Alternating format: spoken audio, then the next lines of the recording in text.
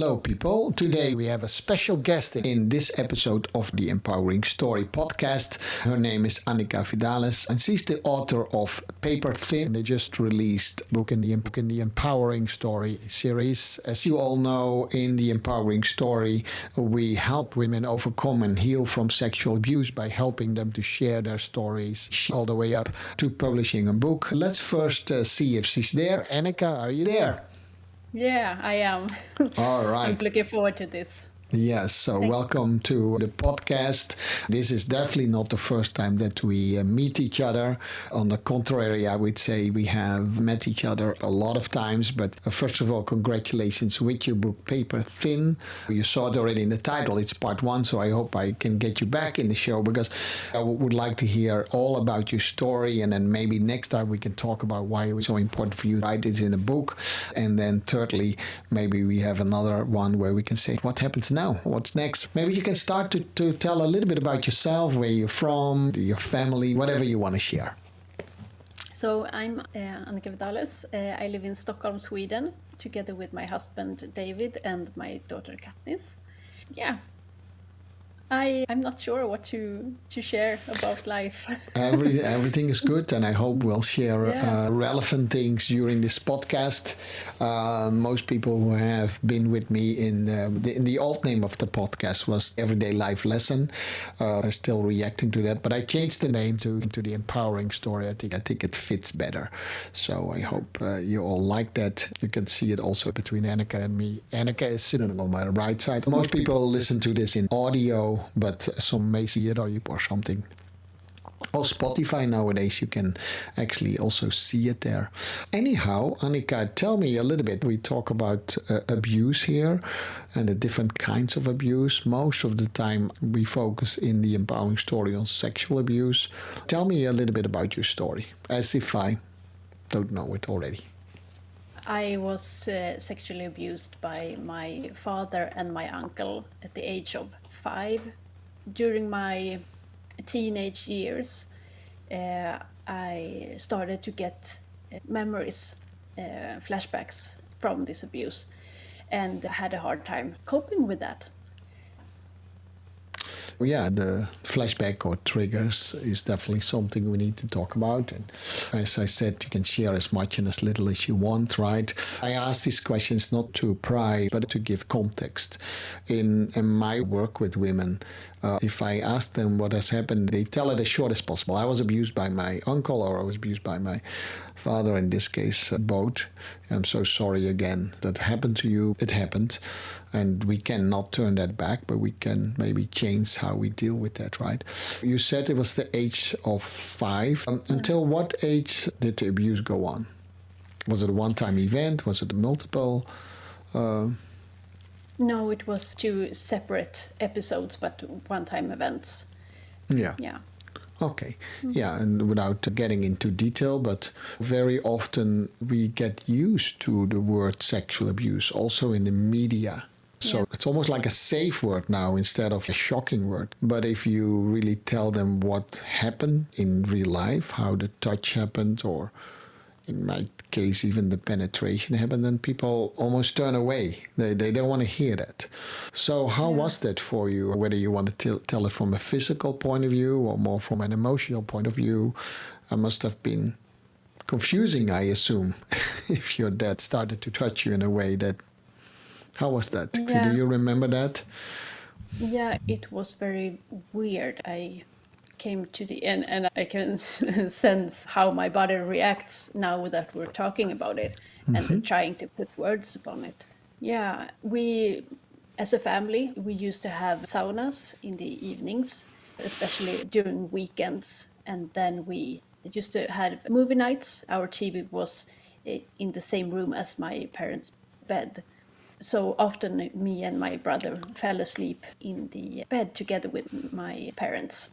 Dad used to stay up during the rest of the evening and continue watching his movies. And he had 1 or 2 beers at that time. And as he crawled into bed, he started pressing my genitals and asked me if I felt it was was nice. And that was very weird and stingy, and it hurt, and I just wanted it to stop. Yeah, very open share, I would say. And I want to go back a little bit to where you started. You have saunas, which is common in Northern European countries, right? It's typically just a hot room with some water in there, or a steam room. Could be dry or steam. It depends a little bit what country you're in. Have ice bath. I've been enough to your country to experience that. And very common in Sweden, or at least the families that I visited, is you actually go in there naked, right?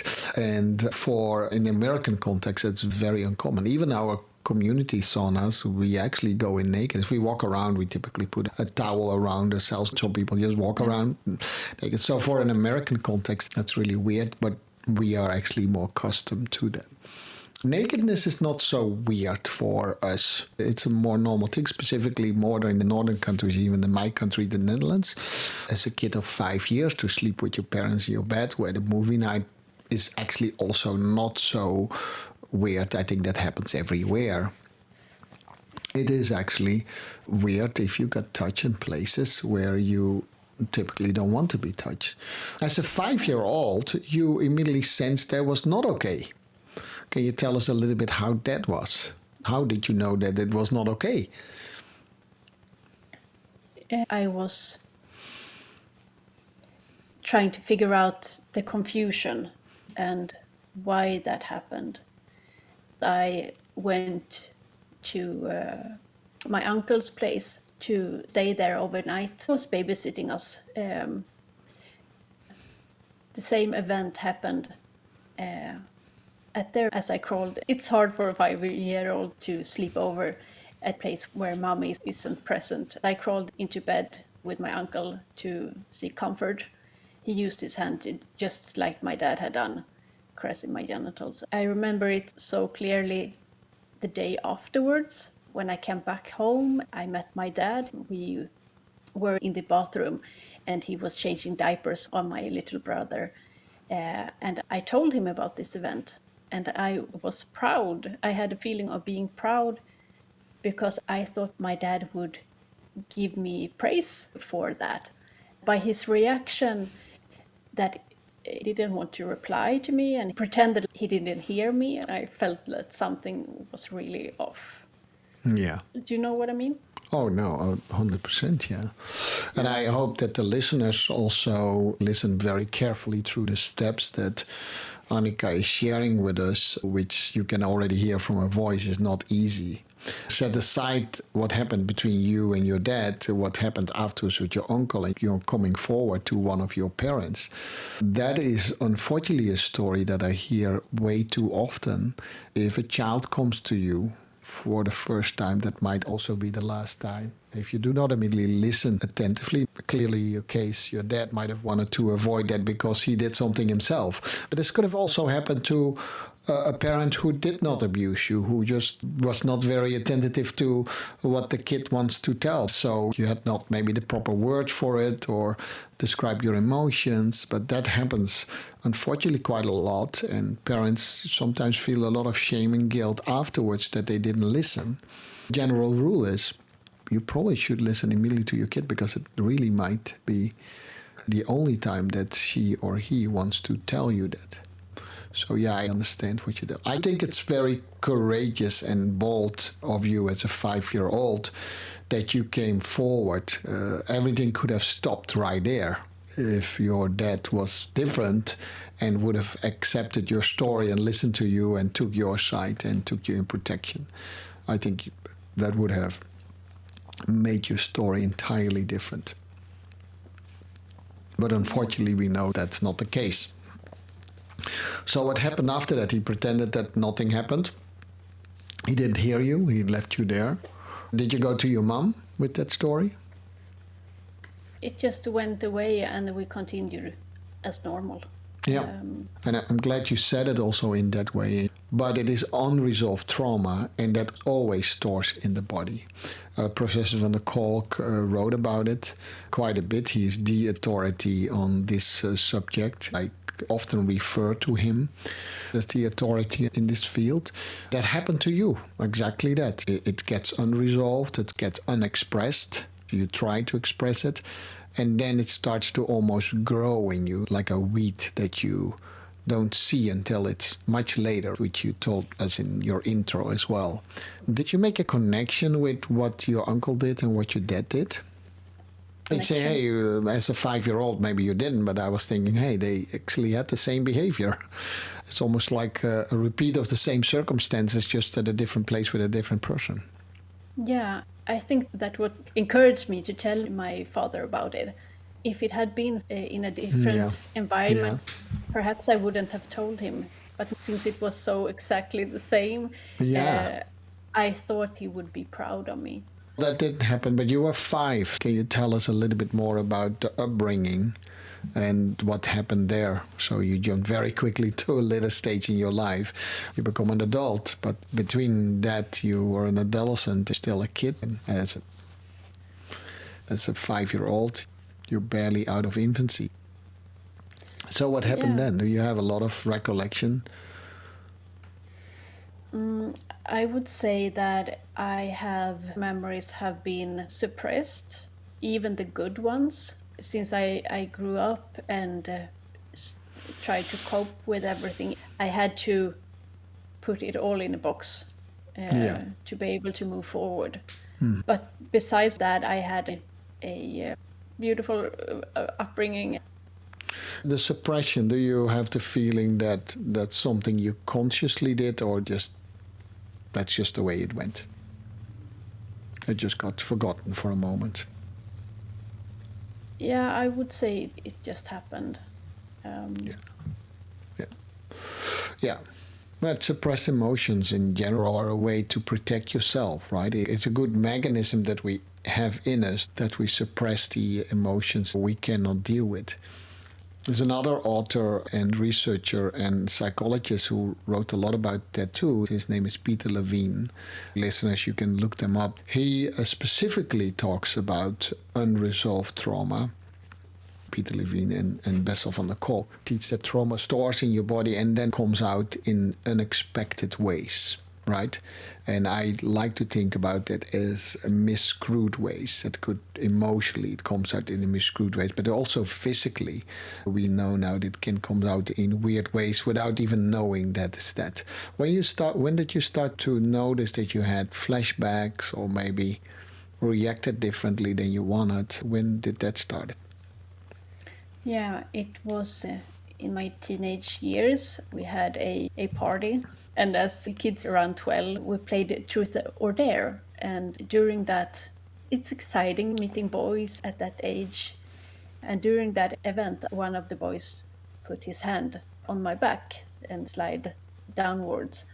My body just froze in that moment. I would say that event started to trigger my past memories and what I've been through. Yeah.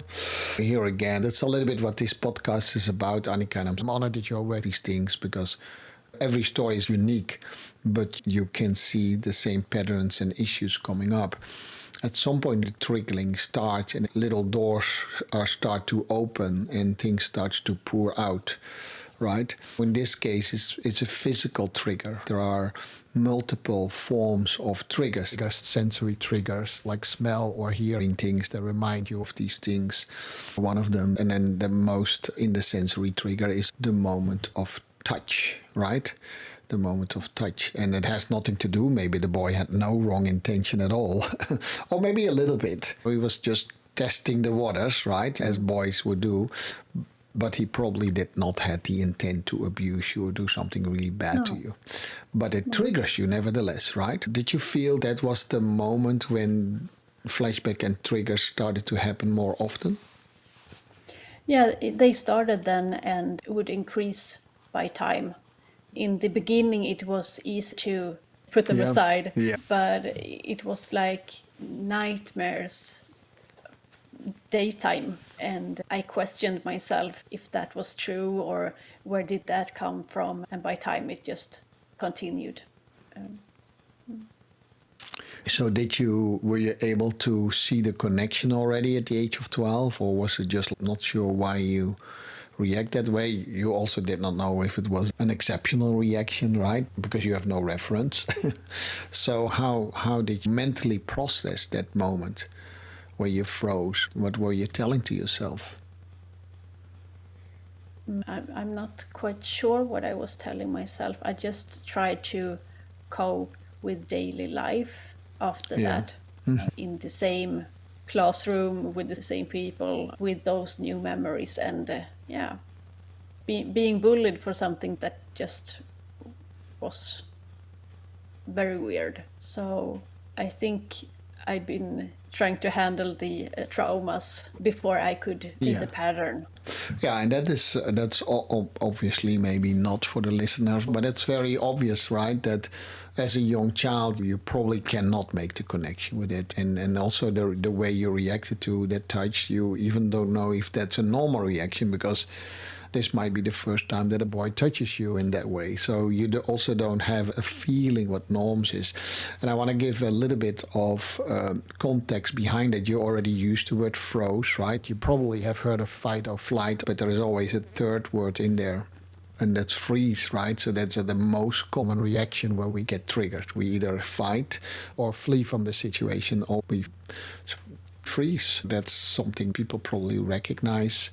In every life-threatening situation, some of these tactics work really well. Look at the rabbit. It freezes completely. Peter Levine writes about this quite interestingly, noting that predators typically don't want to do anything with something that's completely still. It reminds them of something that is dead. And they want to really conquer something that's alive. So in my classes as women's self-defense, I don't always advise immediately to fight, because that's sometimes a stimulus for the other to go further. Anyhow, that's a little bit the psyche behind it. What was interesting is that you start to find ways to deal with it. And that's when the word coping comes in. Now, of course, you did not know the word coping then, just dealing with the triggers. But typically, if people hear us talking, coaches or therapists talking about coping, we immediately think about therapeutic way of coping. But anything that you do to deal with these stressful situations or dealing with trauma is called coping. I like to make a distinction between healthy and less healthy ways of coping. Very typical in the beginning, we do less healthy things of coping, but it's coping nevertheless. It's trying to deal with this without even knowing what you're dealing with. So where do you feel? What things did you do if it comes to coping? What coping mechanisms did you have? Yeah, I would say that I started journaling. I journaled a lot. That's pretty healthy. That's a pretty okay way, I could say. Yeah. I would also pen paling. Yeah, find a connection from outside of school. I would also have the dream of having another life and what that would look like. I also had a pen pal that I started to create my own new life together with, but it started to get messy quite rapidly. Keeping track of everything you've told them. Oh, you pretended that you were someone else? Had this dream life. Okay, so the other one did not know you had that. Exactly. Yeah. Okay. Yeah. And why did that become messy? Yeah, as always, when you tell lies, it just become messy. And especially during that time when you don't have social media, I couldn't keep track of what I've sent to them or not. No, of course you were not. Even if pen paling is healthy, it can turn unhealthy. That's why. Right, beautifully said. The same thing with journaling. If journaling becomes a replacement of real human connection, then it becomes unhealthy. Pennebaker writes a lot about that too, that it can be very healthy and very healing, but it very quickly can turn into just a replacement. The other thing you did is making a make-believe life. And if you read my book, Broken Silence, I write about that. I so often fled in a world of fantasy and imagination. Now, to imagine things as a young person is actually really good. We should never lose that, as I wrote about a little bit later in later chapters. But it could take over your life, and it becomes then a fantasy life, which we now clearly see that a lot of people actually do to at least some extent on social media. They use filters, they use all kind of things to be a pretend. It all indicates that it's not dealing with who you authentically are. Can we take that conclusion? Hopefully people can recognize that maybe through different situations land up in the same patterns, right? Were there other things that you did to cope with this?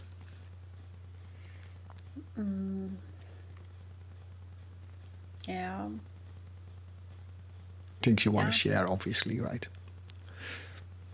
Nothing that I come to think of at the moment. Perhaps you have something particular that you're No, it's an open mind. question, but I can share a little bit. My podcast always involves sharing back and forward from my abuse. I can say I had an over interest in sex compared to other kids. I can only see that in hindsight. I didn't know I was different. Later on, I became very promiscuous. At that time, I did not immediately connect it to the abuse I went through. Later on, I discovered that through what I studied, but also my therapist started to say that is a very clear sign of an abused child. They don't want to have anything to do with, which is basically the same coin to the other side of it. And it took me a long time to admit that to myself, that I had a problem, just an addiction. And it definitely took me a long time to write that in a book, to admit to other people that is an issue. The other thing that I heard is that you start to struggle with boundaries. Which is that, can you acknowledge that a little bit or not, if you feel, oh no, I didn't have that? I think that's something that's been following me through my whole life. Of course. Trying to set boundaries and knowing where to draw them, or are they accurate? You have some examples from real life? Finding out how to be with my own family. That would be the biggest around boundary setting. Since everything was back to normal after the abuse and a normal upbringing, when the memories started to pop up and I started questioning them, and as I couldn't deny them any longer and I couldn't stand the pretend. Yeah, being with this alone on my own. Eventually I told my mom about it. I didn't get the support I was looking for from her.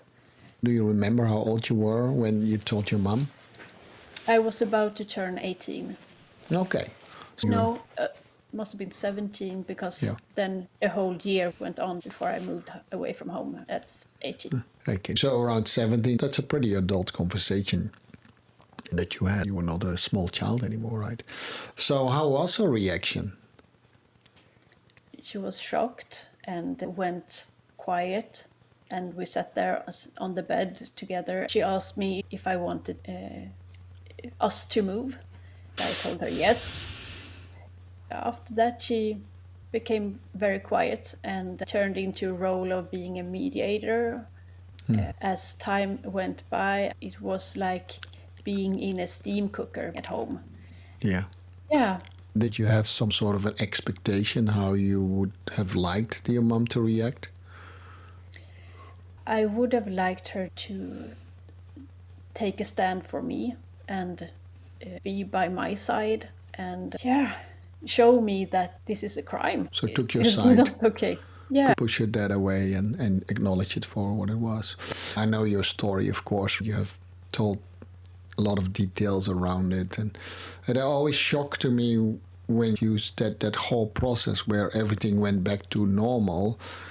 At some point in time, at least when you told that to me for the first time, you started to see it was actually a fake, because it is not normal. There's nothing to be happy and normal about, because something has happened and no one knew about it. And you went for a while into that normalcy, because that's what we want as kids, until we start to realize something is actually really off here. And I want the listeners to understand that this happened at 5 years old, and this is more than a decade later when you could have an adult conversation with your mom about it. There's no precise way to ask parents to react, but we also know what's not a right way to react, and it's not to choose the side of the child. And that's why you called your book Parental Betrayal. That's the twofold. One was your dad, and then the second one now is your mom. Is there a reason why you waited so long to tell your mom? I never told my parents, so don't think that I have any judgment over that. But is there a reason why, you could ask me the same question, by the way. Is there a reason why you waited, or it just happened that way? I would say that a really good relationship with my grandparents. And to be able to continue to have a great relationship with my grandparents, I didn't want to hurt them. I felt that if I told anyone, people I love would get hurt. Was there ever a moment that you thought they won't believe me? Yeah. Yeah. Was there ever a moment that you thought, did I cause the event? Perhaps a part of me. Okay, I'm asking a little bit more close questions now, which is not always the best way to interview someone. I'm not a professional interviewer, I'm a coach here. So we are now arriving at Annica's story when she was 17, right? Abuse started when she was 5 in several occasions, and start to see that triggers started to happen and flashbacks while trying to pretend to live in a normal life until that was enough at some point in time for her. And at the age of 17, she started to open up about the abuse. Did you only tell about your dad, or did you also tell about your uncle to your mom? No, I told about my dad. Only? Because that felt... You were trying to protect people, and I'm sure that if your grandparents heard that, they would see that also. It took you a year, but I think you were very brave and bold, to leave your parental home, and you had to live with a foster family. That's what you tell us in your book, right? Let's skip a little bit forward. Then you get into being a young adult. You start to get relationships, or try to get relationships. Feel that the abuse started to play a big role in all that. You asked me previously about boundary setting. Yes. After I told my mom, I moved away from home, and that's where I put the first boundary, stepping away from my family.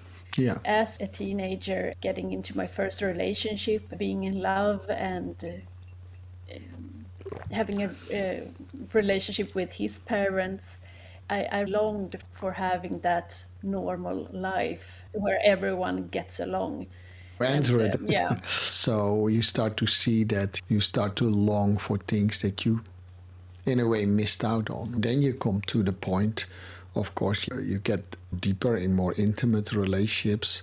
Where did you feel that you were exactly the same as everyone else, or reacted differently? How do you mean?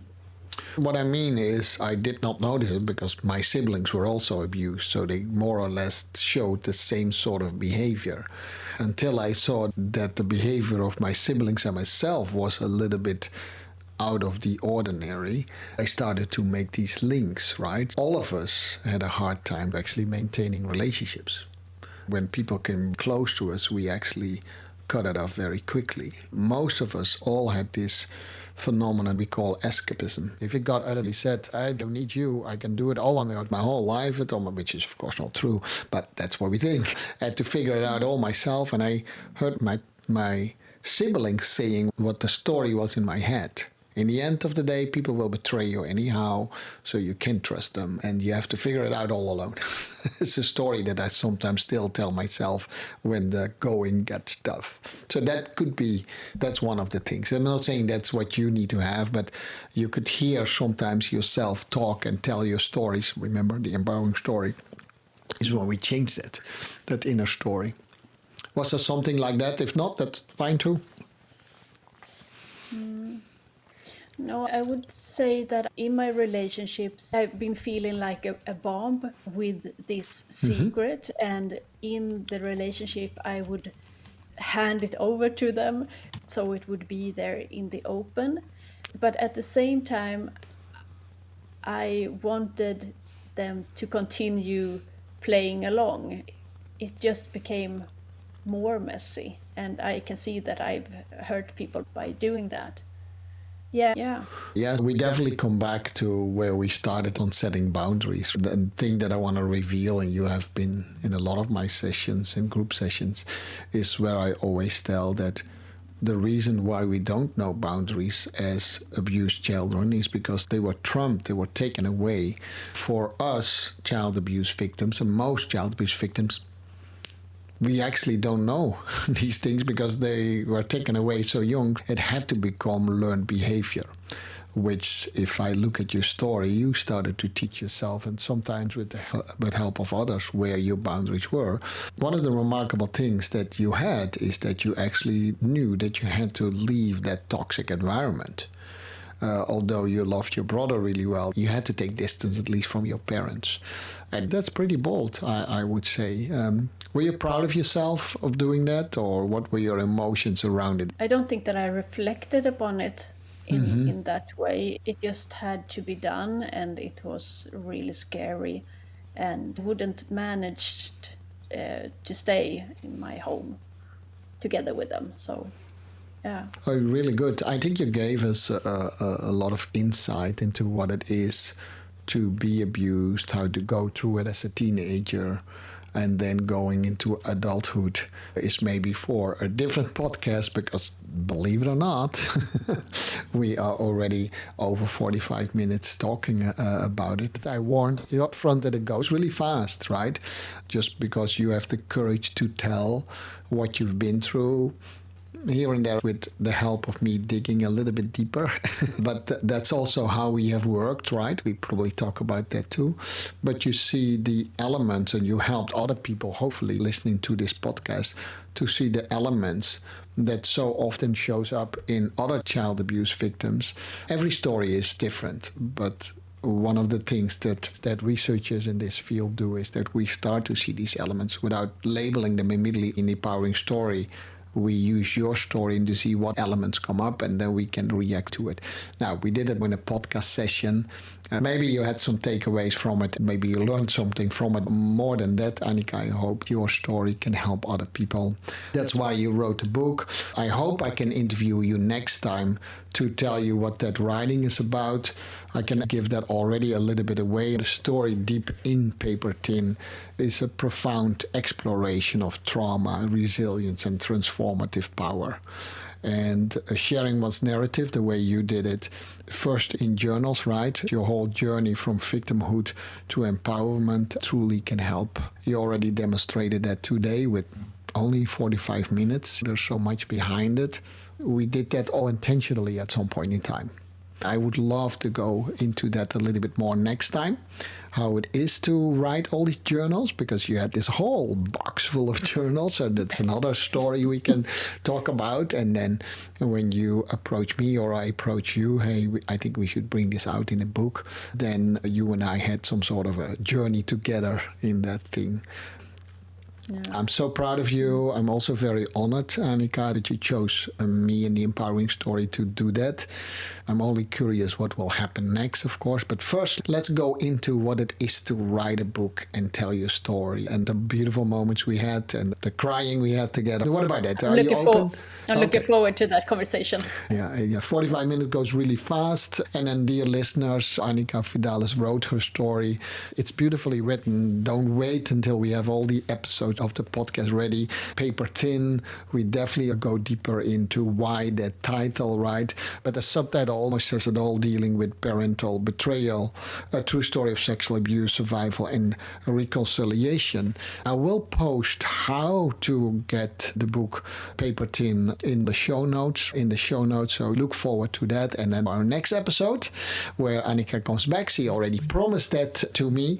Is there anything you want to say to our listeners before we meet them again? I'm so honored that you've been joining us today.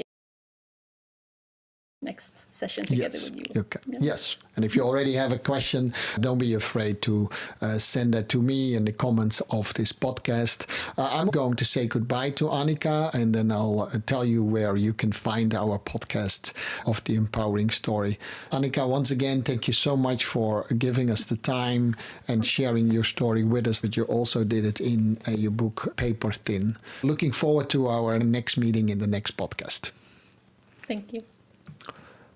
Yes, I personally have to still digest a lot that Annica told me. It was a mix of being with her as a fellow child abuse victim while being a coach and a podcaster.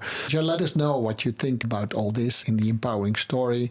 Again, I cannot thank Annica enough. I hope it will help you and give you some sort of a beacon of light to move forward. If you are interested in what the empowering story is all about, we'll provide ways to find us in the show notes.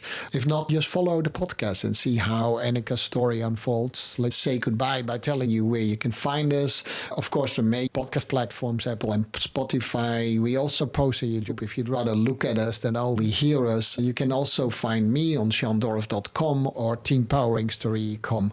We also have a Facebook group, The Empowering Story, where there are only women and me, the only women there they look for healing by telling their story. So that was this episode of The Empowering Story. I hope to hear you back real soon. And with that, I say bye-bye.